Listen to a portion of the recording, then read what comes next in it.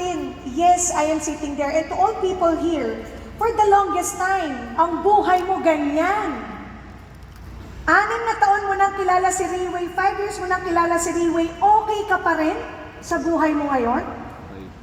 Or pwede, there are people inside this room who are newcomers. You are living in poverty. Your always problem is the tuition fee of your kids. Hence, you're still going into that employment system. And you love it. And you keep on rejecting your friend who has been inviting you all along na baka po magbago buhay mo pag nalaman mo si Riway. Can you understand po my point? Now, ladies and gentlemen, inside this room, there are 2 types of people. One is the person who looks at the truth as something that can make them better. So meaning, baka yung i-share ni Jedda, mahit ako. At kapag nahit ako, alam ko magbabago ako. Kasi gusto kong maging better person. I wanted to be the best version of me. And the second type of person is the person who was, filled with lies, the person who still have that mask of pride inside that person, at sinasabi na hindi ako makikinig niyan, okay na ako eh. I'm okay, Jedda. I'm far successful than you. Because these people, ladies and gentlemen, who doesn't want to find out the truth, these people is fearful, are the fearful people. Pakisabi nga po, fearful people. Fearful. Matatakotin. Bakit sila takot? Alam niyo po, isa lang po kinakatakutan ng mga taong ganyan. Yung malaman yung totoo. They are afraid to change. Because they're used to that they don't want another groundwork to do. They doesn't want it to go back to the basic. They don't want to say sorry. Ayaw mag-forgive. May nagawa lang. Ayaw patawarin. Are you with me? At hindi lang yan, throwback ng throwback. Am I right? Are you here? Yes. And according to Ms. Montero, there's no such thing as a perfect leader. We are bound to commit mistakes, and we have the right to what? To take up the responsibility and change and be better. Because Riway, ladies and gentlemen, is a university for imperfect people who wanted to become better.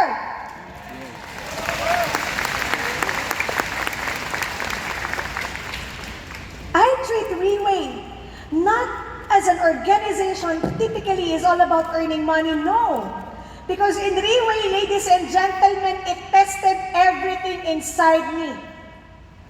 It changed me, as what they have said a while ago with the speakers before me. And not only that, as you change, as you become better, slowly your lives becomes better. Kasi baka ang hinihingi lang sa'yo at hinihintay is your internal change. The change that voluntarily from your heart, it comes within you. Or it must come within you. So ladies and gentlemen, there are a lot of reasons why we are so pessimistic. There are a lot of reasons, or we have a lot of situations going on. Can I name a few? Can I name a few? Yes. Gising pa po kayo? Yes. Palakpak nga po ulit. Kasi negative to eh. Palakpak, mas malakas pa, negative to discuss ko eh. Number 1, are you ready? Recently we had transitions, right? We experienced transition from P6 to P7, right? Are you with me? Yes. So there are times, there are some delay, okay? And there are times, you're having a hard time while you started to lose people. Nakaka-relate po lahat? Yes. Baka sabihin niyo ako lang nakaka-relate. You started to lose people along the way. But ladies and gentlemen, there are other leaders that because of this transition, ladies and gentlemen, their team starts to grow again. Why? Ask me why. Because number 1, they trusted Riway International so much. They trusted the boss because Mr. Lim knows everything. He knows that during the transition period, we will started to lose people along the way. At ano pong matitira? baka yung matitira yung mga core leaders mo. That's why during the transition, some people, they started to leave your team. Some people, pag lumabis, nagrarap po ako, that some leaders, ladies and gentlemen, when they leave, other of the leaders leave as well. Because they lose the sight.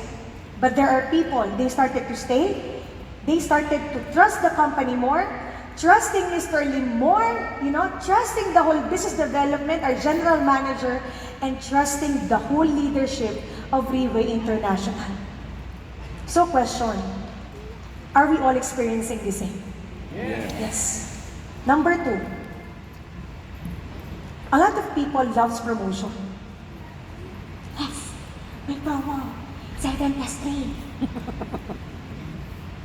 Ay, 7 plus 3 lang? 7 plus 7. But there are people, ladies and gentlemen, during promotion, they will see the truth of their team. In what way? People starts to go back because it's promotion. Because a lot didn't build leaders, they build sellers. Ulitin ko po. There are people, the team starts to become big. Why? It's because, okay, may promo ulit, balik tayo. Question, are there leaders? No. Because after the promotion, will they stay? No. No, they will what? Leave. Kasi bakit? Mahirap, Ma'am Jedda, walang promo. But there are people who thanks Mr. Lim so much. Grateful to Mr. Lim, grateful to Riway, because this promotion, they look at this promotion not as something to earn money, but to give value to themselves, to give value to their team. Why? They started to fight ranks and position.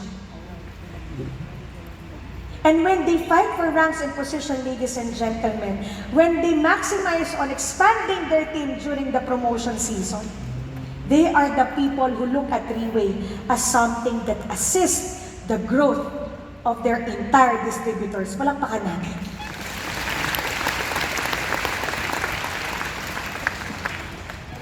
And when there's promotion, they started to rank up. Even without promotion, it's okay, Mr. Lim, we're still gonna fight. Why? Because my dream is bigger than the promotion. Am I correct? So meaning these people stays. These people are grateful people. These people who maximize promotion are people who saw the vision of Mr. Lim, that Mr. Lim is helping me. I have to maximize the help. Because ladies and gentlemen, our organization, the Riway International Organization, are people who help people help people. Palakpakan natin. Pakilakasan po, humihina. Number 3, are gossips common? Are gossips common in organizations? Yes. The question is, there is positive gossips and there are negative gossips. Worst part, people talk to their cross lines. Is it common problems inside organization? Yes. I remember they said this powerful quotation. Who you are is your team. Again, please repeat after me. Who I am is my team. One more time, sabay-sabay po tayo. Who I am is my team. Natakot ka ba?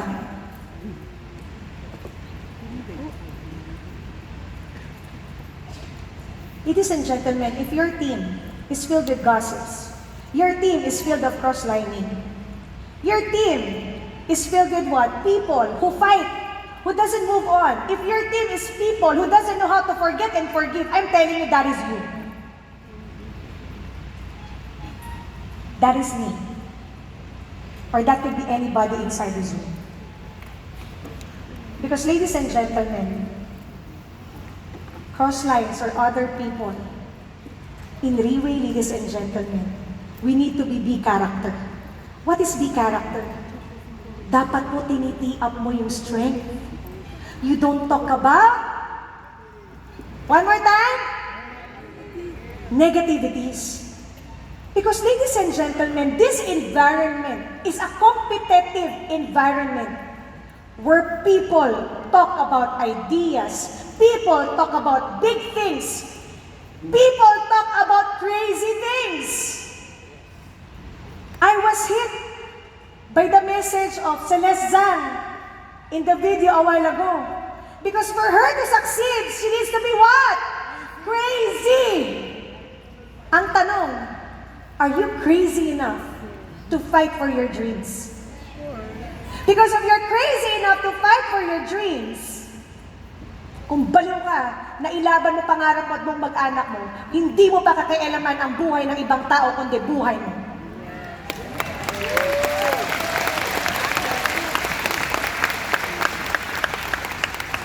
Because I remember when I was young, I am a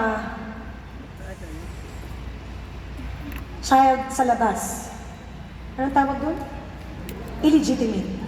Pero sabi ko, pinutok naman ako sa loob eh. So, anak din ako. I was an illegitimate child. When I was young, I've been hearing non-stop people telling me, I cannot do it. Kasi bakit? Anak ka sa labas. Jedda, buti pa yung kapatid mo. Valedictorian ikaw. Sem lang. You know, ladies and gentlemen, may narinig pa ako noon, hindi ka magsasucceed. Kasi bakit? Cursed kayo. Kasi anak ka lang sa labas. And every time, gumagraduate ako, ang narinig ko lagi, hindi makakatapos yan si Jedda, imposible. But ladies and gentlemen, I remember vividly, I told myself, if I will listen to them, I will become them. Because the choice for me to have a change in life doesn't rely on these people, those gossip, those people who pulls me down, but it relies on who? On me. Are you here with me, leaders? Hanggang po nakatapos ako ng pag-aaral, at hanggang po nandito po ako sa harap ko ngayon, ninyong lahat. If I listen to them, I won't be here. There will be no Jedda Monte standing on the stage.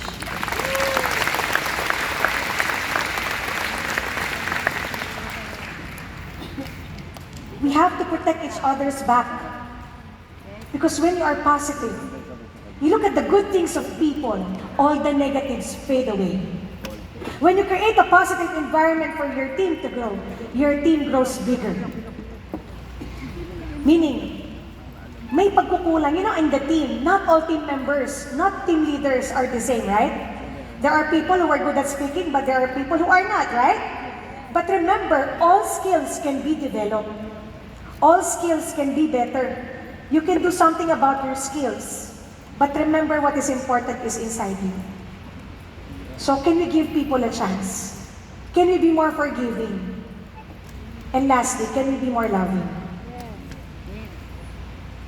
And you know, ladies and gentlemen, when problems arise on this negative type of people, they started to fret and leave. But you know, the positive ones, when they started to know the truth on their organization or their team, they started to what? To reflect.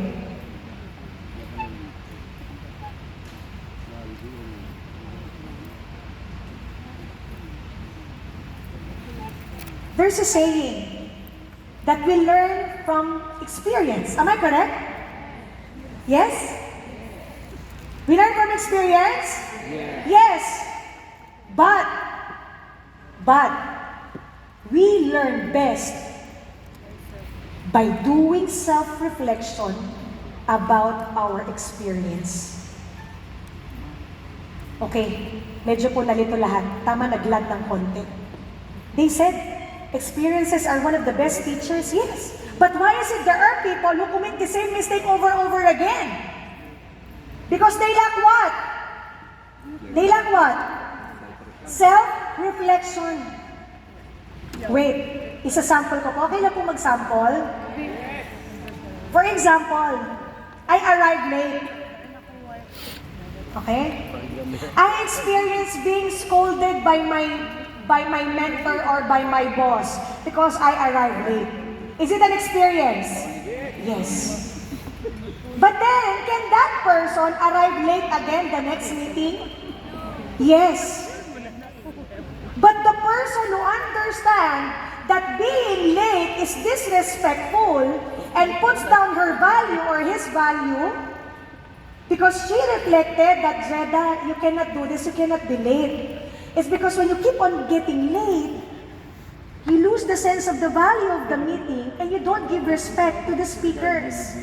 Moreover, to the person who organized the event. So what will I do next? Will I arrive late? No.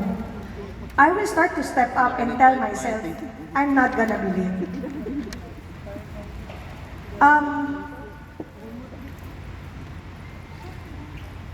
Ladies and gentlemen, self-reflection. I have heard reflection all the time during recollection. Who among you here attended a recollection?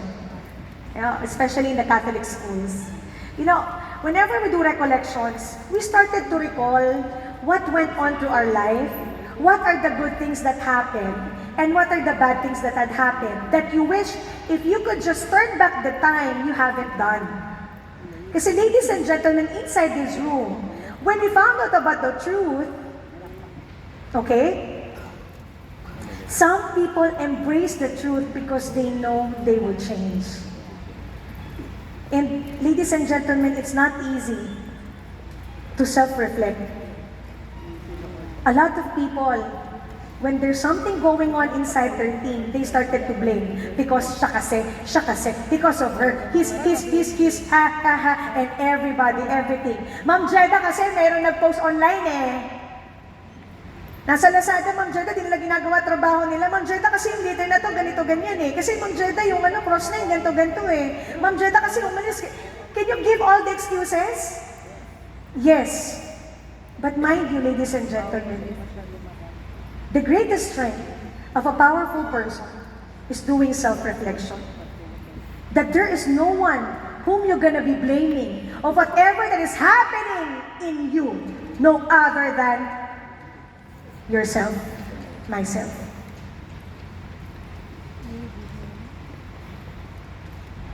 When I was given this topic, honestly, I thank James for allowing me to share.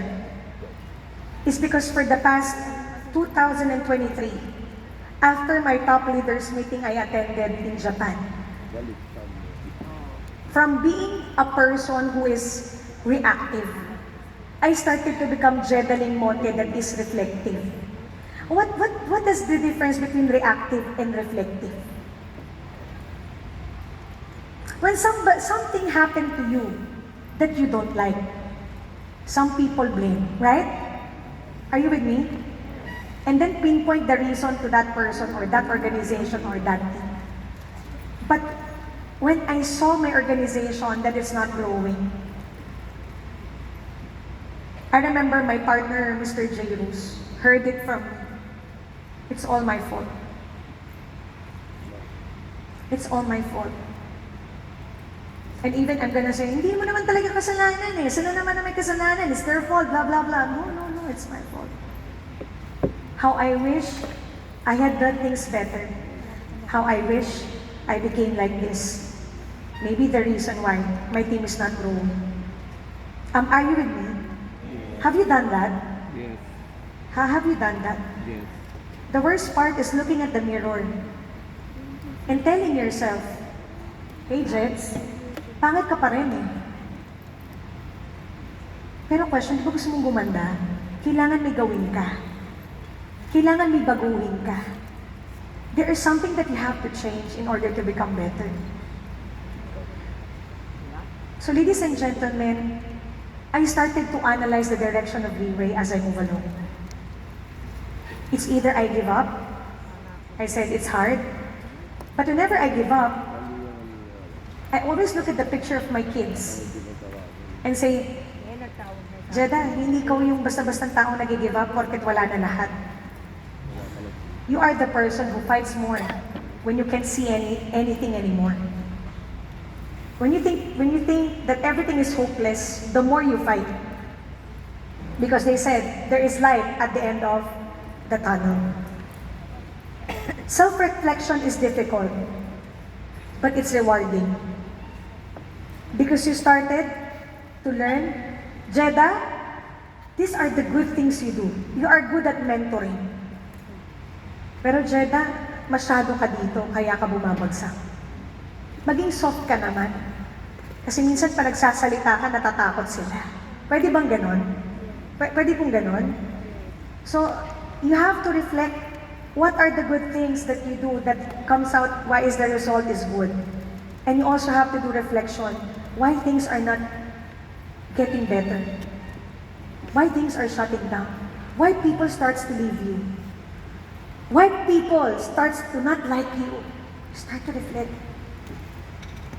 When before, you started, when you're so good at OPP, now you started to not do OPP anymore. So, ladies and gentlemen,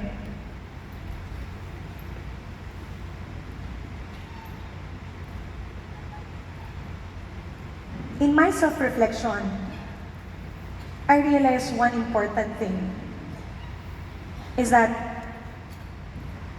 you have to go back to zero. When I gave birth, and I know my team is shaking, I started to go back to zero. I remember that 1 hour call from, Raymond Tong that time.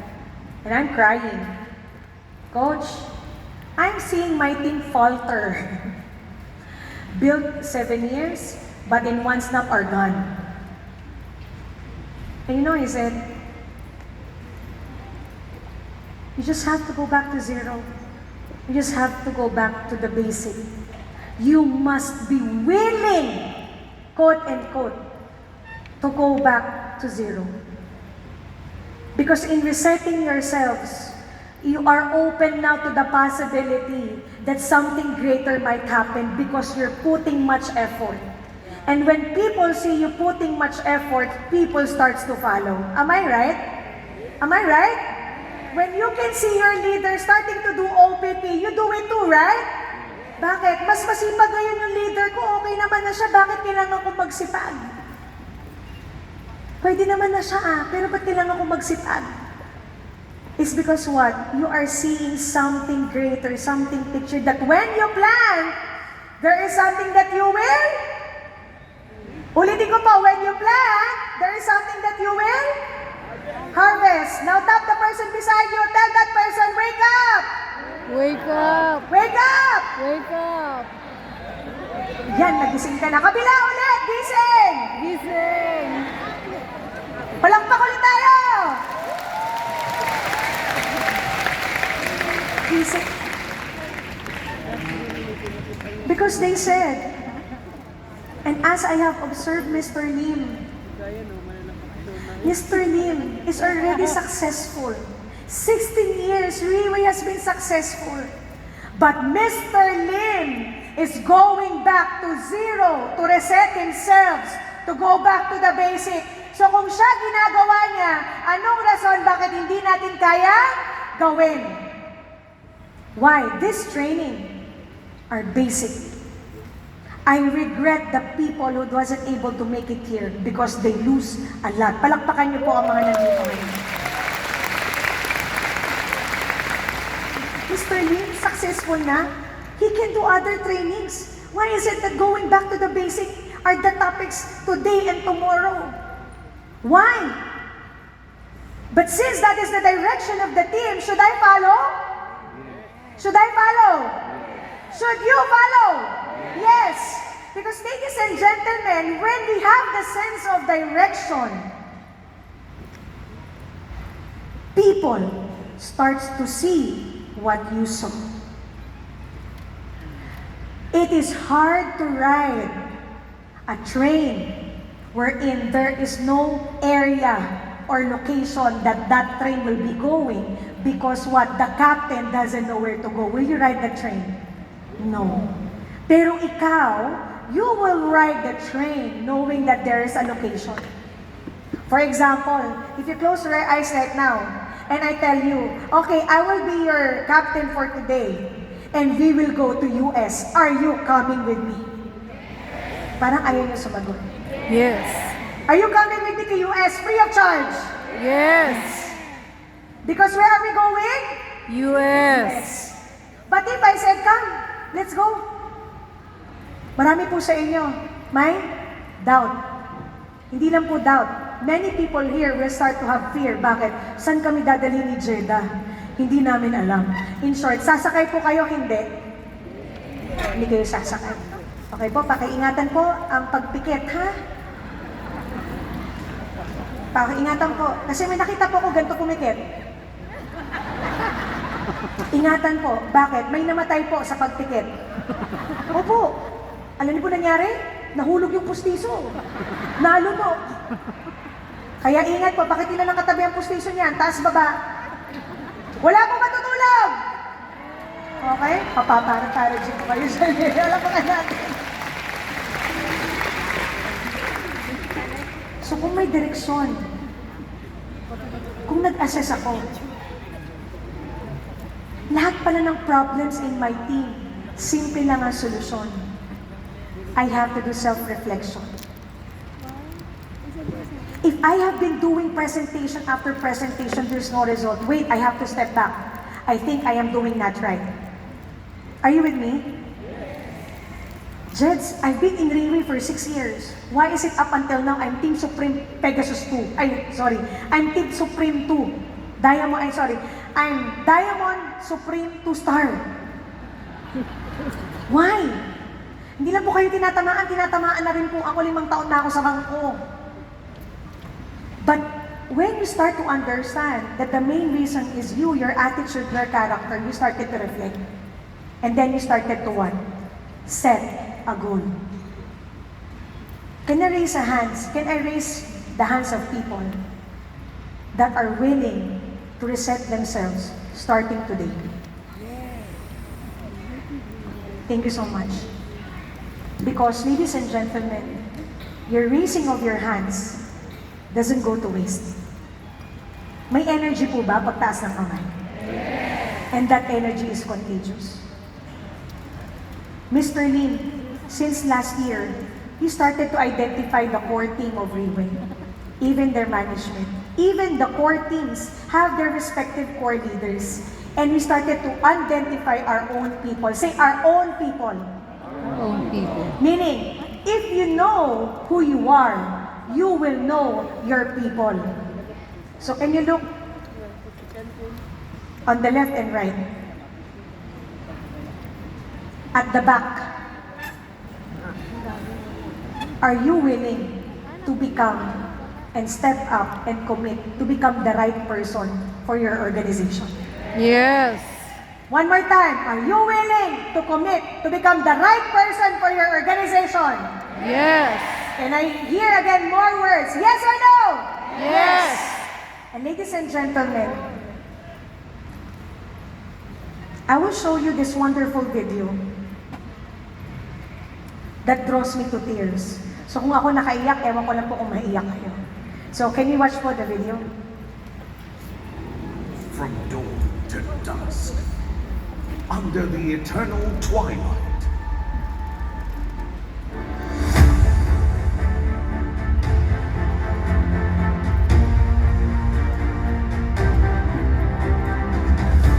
gracing the first Team Supreme night in the history of Railway International. April 2024. In Dubai, the city of gold. With a touch of Eastern Asian flair to celebrate the stars that span across the northern sky. Team Supreme sharing the glory as one. Palakpakan po natin.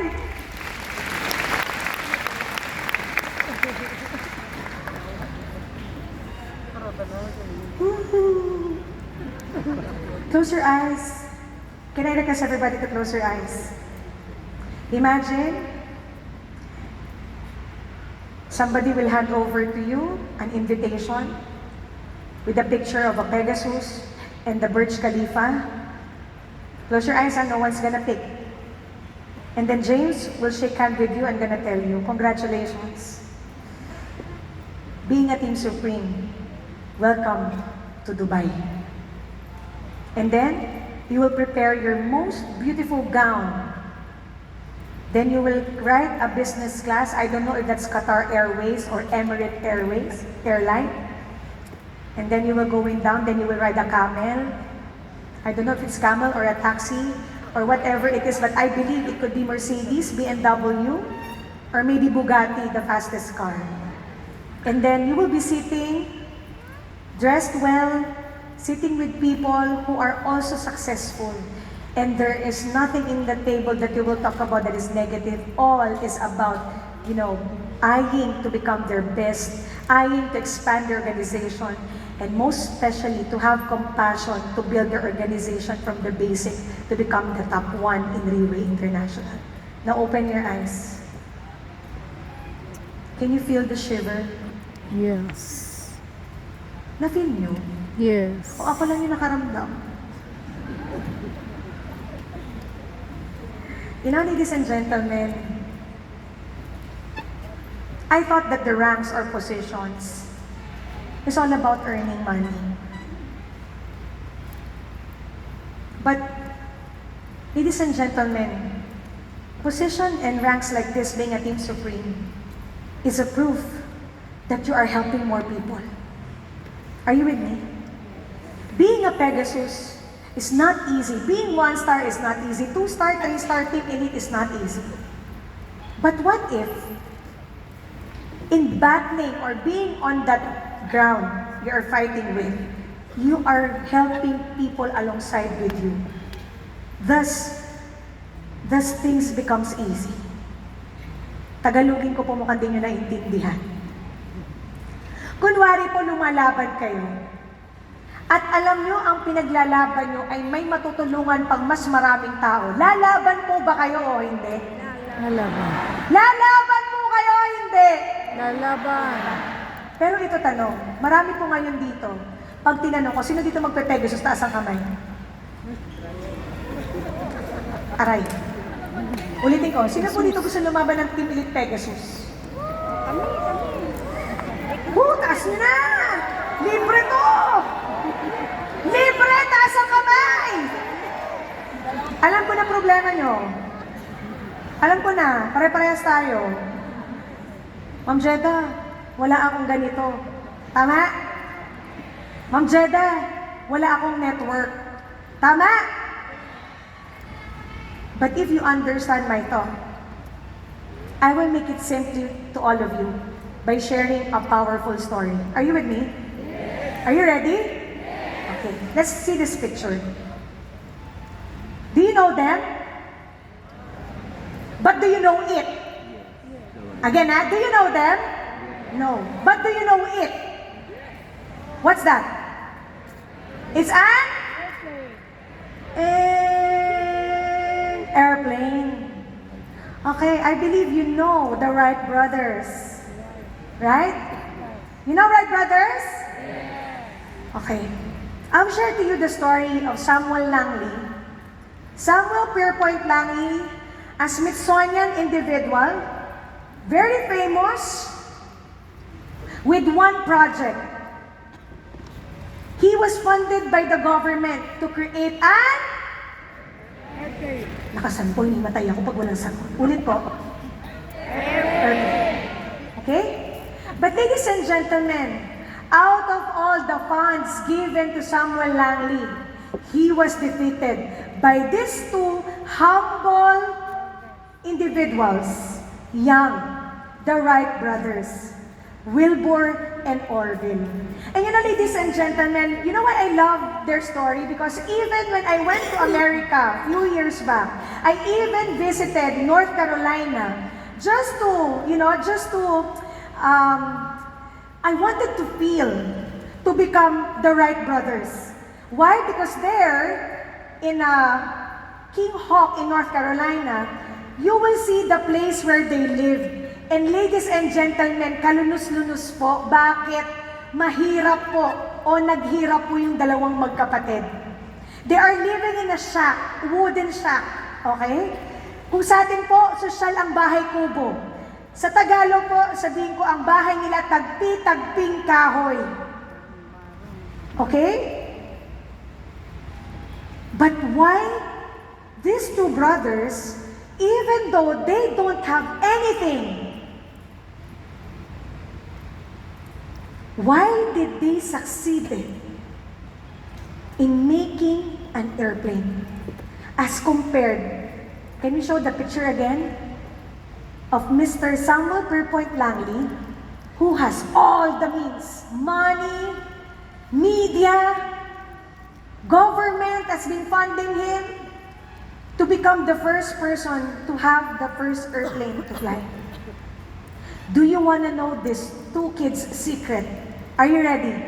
Yes. Are you ready? Yes. Are you sure? Their secret. Pakibasa po. They succeeded because they love the truth. A lot of people still are living with lies because of their perception. Samuel Pierpoint Langley, because of the fame, he didn't make it. But these two gentlemen, ladies and gentlemen, who are just what? Sellers of bicycle, made it. It's because they love the truth. And what is the truth? It is hard to what? To fly an airplane because you will be filled with problems. And you know, aside from loving the truth, number two, they master the problem of what? They master the problem of making the airplane fly. Ma'am Jedda, ang gulo. Na-master yung problema. Sino po dito may problema? Taas ang kamay. Yung totoo po, yung may problema. Pati po mukha, problema. Do we have problems? But not people who are masteral graduate. Why? Because people who master their problem do self-reflection because they want solution. So every time, you know, these brothers commit a mistake, they started to what? Find solution. Problem, solution. Problem, solution. Do they quit? No.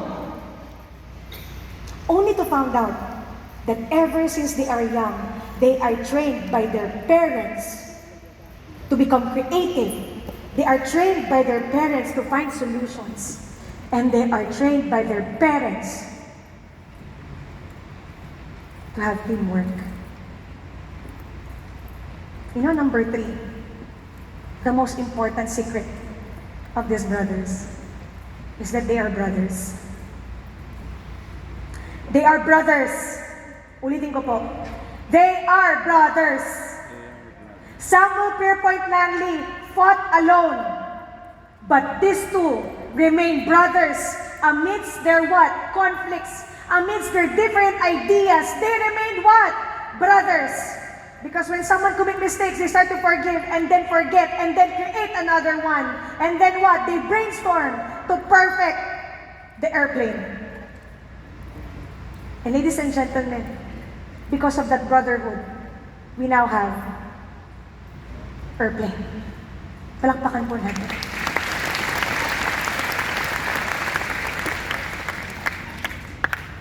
I am here, ms.jedda Monte, not as a perfect leader, but I am a leader who is willing to go down to the basic, even though it can kill my pride. Even though, ladies and gentlemen, it can step on my foot. Even though people will laugh at me, I don't care, I will go back to the basic. And today, ladies and gentlemen, onto the rest of my team, my wonderful team, my sterling movement under Team Kayumanggi, I apologize for everything.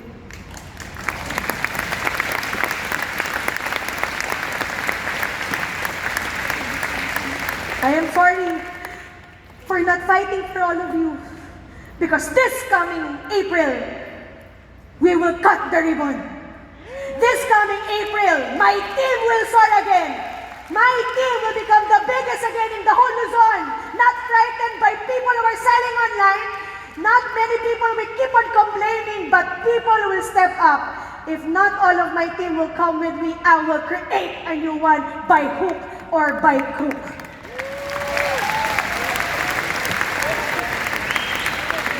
Because I was inspired by Mr. Lim last September. During the time we have a core meeting with the core of JDT, Jubilee Diamond Team Group. And then, he was asking, what is that, Mr. Lim asked, what is that feeling when you are fighting for something? And then all of us give suggestions. It is your grit, because of courage, it's because of commitment. And he said, no. It's not. And then he's doing like this, right? Doing like this. I believe James was also there. Tatagalogin ko na lang po, mas magandang maintindihan niyo. Okay lang po? Sir James, is it okay to speak Tagalog? Sabi niya, alam niyo yung pakiramdam ng pagiging general, na alam mo na kailangan ipanalo mo yung gera, na instead na ikaw yung general na nasa likod, ikaw dapat yung nasa harap. Kasi alam mo na, pag may nangyari sa mga tao sa likodan mo, mamamatay sila, ikaw mamatay mo. Kaya wala kang choice.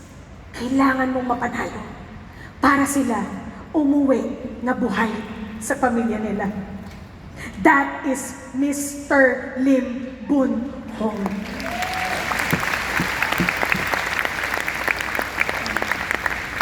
I lost that fire. But for the past few months that I have been on rest, taking care of my child, and not being with the battle of my team, I feel so guilty. And now, given the opportunity to stand here on the stage, please, fellow leaders, be like Mr. Lim. Let's all be like Rayway. Let's all be brothers. Let's all protect one another. Let's all cherish how we started. Go back how we all started. Feel that gratitude, ladies and gentlemen. And to all my team, thank you for trusting Jedda Monte. I would like to thank all of you for up until now. You're still with me. And I hope, given the chance, give me a second chance to prove that our team can make it bigger so that we can contribute to Rayway Philippines. At sa lahat po ng mga bago, and to all the new people, this Rayway is not only an institution that produces fourth-year placenta, not only an institution that makes people rich, but this organization, this institution, is a school in which your story can be the next story that will be heard on this stage. So with that, ladies and gentlemen, I am committing Team Supreme Pegasus 1 this coming April 2024 by hook or by crook. Jedda Monte, Team Elite Supreme, Team Supreme!